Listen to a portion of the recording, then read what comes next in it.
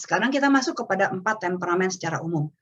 Nah, 4 temperamen secara umum ini orang dewasa pun termasuk. Anak-anak termasuk, orang dewasa termasuk.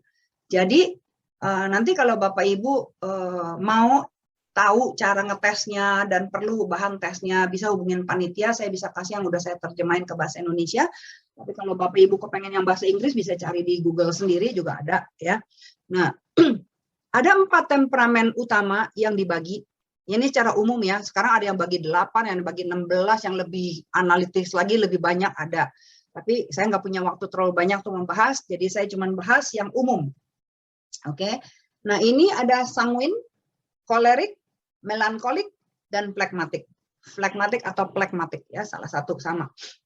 Saya mau bahas secara kekuatan dan kelemahannya masing-masing ya. Jadi buat Bapak Ibu yang udah tahu ya bagus, ini refreshment aja. Kalau yang belum tahu, saya bahas pelan-pelan ya. Temperamen manusia itu diciptakan Tuhan. Ya, terima kasih dengan Tuhan menciptakan kita dengan temperamen. Masing-masing kita punya kekuatan dan kekurangan, punya kekuatan dan kelemahan, punya kelebihan dan kekurangan. Jadi tidak ada satu manusia pun yang boleh berkata, saya lebih baik dari kamu. Oke, mama lebih bagus dari kamu punya temperamen. Kamu mau temperamen jelek banget. No, jangan pernah bicara begitu. Tiap orang punya kekuatan dan punya kelemahan. Saya beri contoh dulu gini. Oh ya, setiap orang bisa punya lebih dari satu. Ya, jarang sekali orang yang cuma punya satu, jarang. Bisa ada 2 macam, bisa 3 macam, bahkan bisa 4-4.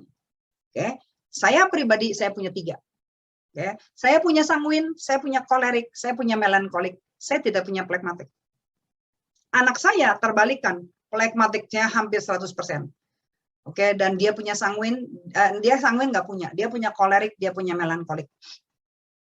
Nah, apa sih bedanya? Sekarang saya kasih cerita-cerita yang nyata ya, dari kejadian demi kejadian. Orang sanguin itu, kelebihan dari orang sanguin adalah orangnya ceria. Mudah bergaul, kemana aja dia pergi, bagaikan bunga dikelilingi kupu-kupu. Jadi kemana-mana dia pergi tuh orang senang sama dia. Ngomong terus, menghibur terus, ngoceh terus bisa geguyon, bercandaan terus gitu. Itu orang sanguin. Jadi dia punya topik pembicaraan nggak pernah habis kalau orang sanguin ini.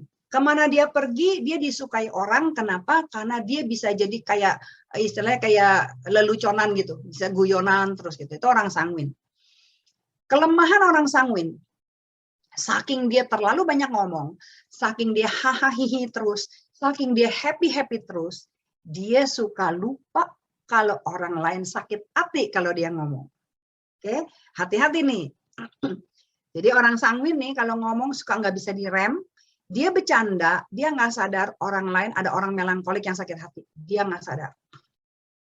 Saya kasih contoh diri saya ya, supaya saya nggak usah ngomongin orang lain, diri saya. Saya kan melankolik. Terus saya punya temen, sanguin abis nih. Satu hari, waktu saya belum married. Dia bisa ngomong di depan umum, di depan teman-teman saya. Dia bisa nanya gini, Emi, lu udah umur berapa nggak kawin-kawin sampai sekarang? Gitu. Wah, saya sebagai orang melankolik, digituin di depan umum, saya langsung sakit hati loh. Saya langsung sedih, saya langsung marah sama dia. Dan saya merasa gini, ini orang ya, ngomong nggak pakai dipikir, nyakitin orang kayak gitu. Dia nggak berasa loh, dia nyakitin saya. Saya diemin dia 3 bulan, dia nelpon, pada teman baik saya. Dia nelpon, saya nggak angkat. Dia say hi di jalan, saya nggak nyautin. Dia tuh bingung, kenapa si Mimi marah sama gue ya? Kenapa tiba-tiba dia ngamuk ya? Apa salahku? Dia nggak tahu. Jadi orang sanguin hati-hati. Anda adalah orang yang dicintai orang banyak.